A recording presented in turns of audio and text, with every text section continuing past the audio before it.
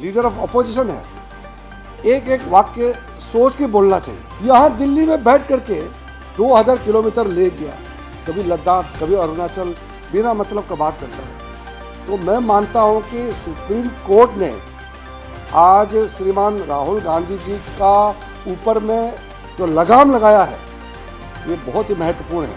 आज supreme court ने जो टिप्पणी की है मैं उसको बहुत गंभीरता से लेता हूँ। बार बार श्रीमान राहुल गांधी जी ने सार्वजनिक रूप से ये कहा कि चाइना ने देश के अंदर में आकर के जमीन कब्जा किया, जबकि हमारा आर्मी, भारत सरकार, रक्षा मंत्रालय सबने कहा है कि सीमा विवाद है, लेकिन हमारा अंदर में आकर के कोई जमीन कब्जा नहीं किया है। चाइनीज आर्मी और इंडियन आर्मी के बीच में झड़प भी होता है क्योंकि वो डिमार्केटेड नहीं है, लेकिन 2000 किलोमीटर 2000 वर्ग किलोमीटर कब्जा कर दिया बिना तर्क कहने से। हम लोगों ने तो बार बार राहुल गांधी जी को कहा कि बिना तर्क के देश के खिलाफ बात मत करो। इसलिए आज सुप्रीम कोर्ट ने जो फटकार लगाया अब तो चुप होना चाहिए। That supreme court has already made a very strong observation. Supreme Court has straightforward rebuked Sri Rahul Gandhi ji for making unsubstantiated claim that thousands of square kilometers of Indian territory are being occupied by the Chinese army. This kind of statement from the leader of opposition is extremely harmful for the nation and it demoralizes our forces. So we have been making appeal to Sri Rahul Gandhi not to make such kind of unsubstantiated statement. But he doesn't listen to us. I'm very happy that at least Supreme Court has now given him a warning. It's a straightforward rebuke that as an Indian, Sri Rahul Gandhi should not speak like that. This is a very strong statement. How can an Indian speak against the interests of India? This is something, a lesson for all those who are Indian by status and citizenship, but keep on demonizing Indian institution and our Indian interests all the time. So I feel that this kind of strong observation from the Honorable Supreme Court is very befitting and timely. So Supreme Court has also asked if Rahul Gandhi has any credible material to support the claims which he makes. Do you think that if he has any credible material, he should put this forward? There are only three possibilities. One is the government of India or the army itself who are guarding the territory. If they provide evidence, that should be treated as a official document. That is a proper way of getting the information.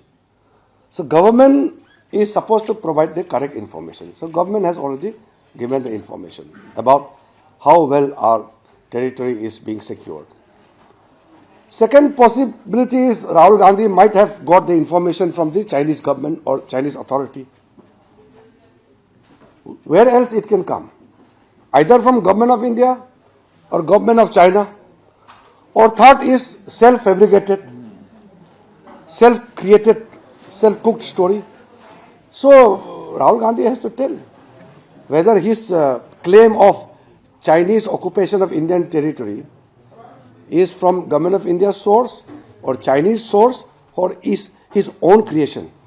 I had already made statement in the parliament that day that in Arunachal Pradesh, a small portion of land is occupied by the Chinese, and that was occupied in 1959 and some more in 1962. Thereafter, no territory, not even an inch, is occupied by the Chinese. Our territory is extremely safe, secured, our forces are doing their duty.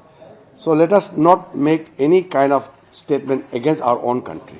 That portion is still occupied by the Chinese. Yeah, that Lonju towards Asapila side. That they have made the camp. That was 1959. We lost our Assam Rifle Jawans. that time in 1959. Sir, एक तरह से supreme court ने नसीहत दी है sir कि आप social media या बाहर बोलने से बेहतर है, अगर कोई तथ्य है या सवाल पूछना है तो संसद के अंदर पूछे। उस दिन भी आप जब अखिलेश ने टिप्पणी की थी तब आपने जवाब भी दिया था। तो क्या राहुल गांधी की नसीहत को हम मानेंगे कि कोई तथ्य हो तो संसद में बोले? राहुल गांधी जी हमारा बात तो सुनते नहीं है, कम से कम सुप्रीम कोर्ट का तो बात माने। सुप्रीम कोर्ट का तो जरूर मानना चाहिए। So you are not initiated to take back that land from China? That is, I'm saying, that is 59. No, that has happened, but right now. How can I make a comment which has happened more than 60 years back? Sir, many opposition parties have suggested. एक minute ना। Sir, many opposition parties have suggested that if not working on the election commission can be discussed in the parliament, because election commission, as you said, is not the party. Regarding special intensive revision of the election commission, this is not the first time that the election commission of India has carried out special intensive revision. Secondly, the honorable speaker had already informed the house that the former speaker, late Balram Jakarji, had already made an observation and ruling in the Lok Sabha that the functioning within the election commission cannot be discussed in the house. If there are issues which are related to electoral reforms, then there can be discussion. But special intensive revision is a functioning and administrative action of the Election Commission of India. This is not by an order of the Government of India. So this distinction has already been informed, and Honorable Speaker has already informed in the House and outside in the Business Advisory Committee meeting also. This was informed. Despite that, they are coming with placards, sloganeering, creating ruckus in the House, doing dharna. I feel that attacking Election Commission of India, attacking the judiciary is attacking the democracy itself. It's amounting to attacking at the heart of India. One should not weaken the constitutional institutions of our country. नहीं, मैंने तो इसका तो संकेत आपको दे दिया कि हम बिना चर्चा के कोई बिल पारित का पक्ष में नहीं है, लेकिन ऐसा मजबूरन करने का नौबत नहीं आना चाहिए, मैं ये उम्मीद करता हूँ। But if the logjam continues, because there are many crucial bills like yours. We have some more days, we have sufficient days, so I'm not making any specific comment. देखिए, मैं एक बात आपको बता दूं, कांग्रेस के और अलग अलग पार्टी के कई एमपी से हमने बात किया। पार्लियामेंट्री अफेयर्स मंत्री होने के नाते तो अलग अलग काम से हम लोग मिलते ही हैं। सबने कहा हाउस चलना चाहिए। हाउस नहीं चलने के लिए जो भी उनके नेतृत्व का निर्णय है, वो मजबूरी से उनके एमपी सदन पे हंगामा करते हैं, लेकिन सदन नहीं चलने से सबसे ज्यादा नुकसान एमपीज का ही होता है। ये बात बहुत क्लियर से सबको मालूम है। पार्लियामेंट चलता है तो एमपीज को सरकार से जवाब मांगने का मौका मिलता है, सवाल पूछने का मौका मिलता है, फिर सरकार जवाब देना है, क्योंकि लोकतंत्र है, जवाब देना ही है। जब पार्लियामेंट ही नहीं चलेगा तो सवाल भी नहीं पूछेगा, फिर सरकार जवाब भी नहीं दे पाएगा। तो ये तो एक तरीके से लोकतंत्र को कितना हानि होता है। इसलिए मैं नाम नहीं लेता हूं, क्योंकि कई एमपीज के अपना मजबूरियां हैं, उनके नेता के सामने में उनका छवि खराब होता है। फिर भी मुझे प्राइवेटली कई एमपीज ने कहा है कि सदन नहीं चलने से, पार्लियामेंट में गतिरोध होने से एमपीज का बहुत नुकसान होता है, क्योंकि उसके पार्लियामेंट्री कॉन्स्टिट्यूंसी में लोग जो वोट दे के एमपी बनाते हैं, उनको क्या जवाब देंगे? आपको पार्लियामेंट का समय बर्बाद करने के लिए भेजा है कि अपना क्षेत्र के बारे में पार्लियामेंट में सवाल जवाब के लिए भेजा है? तो जनता तो पूछेगा ही ना। हंगामा से चुनाव नहीं जीतता है, तर्क के साथ देश के लिए काम करने से चुनाव जीतता है। No, normally, you know the rule. We don't discuss about the neighboring countries or any other country in our parliament. वो तो शेड्यूल आउट हो गया। पार्लियामेंट बिल्डिंग में चुनाव होगा बस। They had suggested to